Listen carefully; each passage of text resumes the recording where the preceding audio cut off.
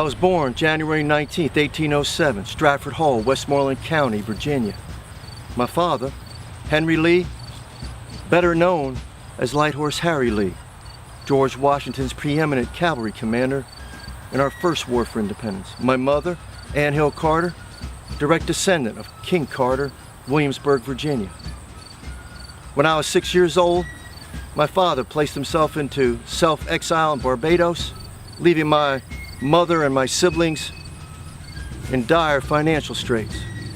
Ultimately, in 1825, as I was prepared to attend college, my mother did not have the financial wherewithal to send me to the University of Virginia, so I was successful in earning an appointment to the United States Military Academy at West Point, from whence I graduated in 1829. I remained in the United States Army, receiving various promotions.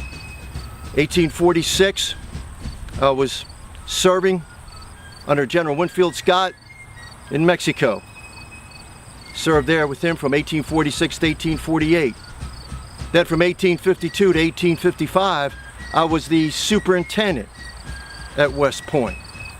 Upon completion of those responsibilities, I was signed to the 1st U.S. Cavalry in San Antonio, Texas. I remained there until 1857, when I returned to Arlington House Plantation upon the death of my father-in-law to assist my wife in taking care of the finances of Arlington House Plantation. But that was home. That is where I was in 1859 when I was called upon to go to Harper's Ferry to discuss some surrender terms from John Brown. In 1859, I returned to San Antonio, where I was in command of the 2nd U.S. Cavalry, remained there until 1861, when I was beckoned back to Washington City, where I was to meet with Francis Blair, acting on behalf of Secretary of War Simon Cameron and Abraham Lincoln. He offered me command of the United States Army.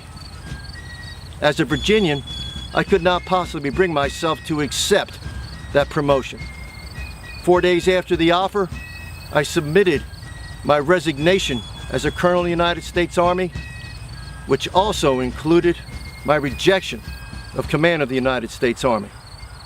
From 1862 to 1865, I was in command of the Army in Northern Virginia, and during those 3 years, on battlefields such as these, I led the Army in Northern Virginia into harm's way against some of my former comrades in arms in the United States Army and some of my very students from those 3 years at West Point. After the war, all I wanted to do was purchase a small plantation, live out my days, but it was not to be. In August of 1865, a representative from Washington College visited me and offered me the presidency of Washington College.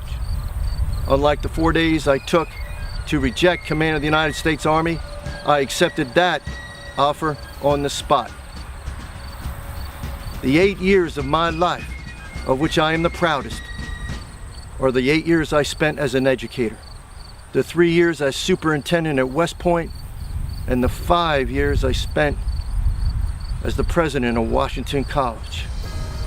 It was so comforting to wake up in the morning and to make decisions which benefited my students in a positive manner instead of sending them into harm's way.